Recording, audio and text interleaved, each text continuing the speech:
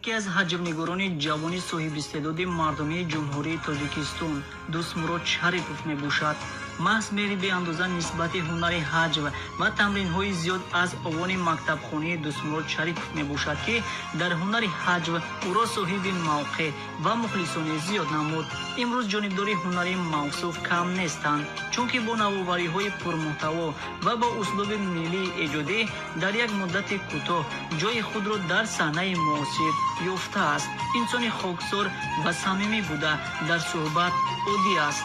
دوستمراد شریفов 28 نوامبر سال 1984 در دهه سنگ‌توده ناحیه دنغره چشم به عالم هستی گشوده ختم کرده مؤسسه تحصیلات میانه عمومی رقم 9 دهه مذکور میباشد. سال 2001 به دانشکده دولتی صنعت و هنرهای زیبای جمهوری تاجیکستان به نام میرزا توسن‌زاده داخل شده. سال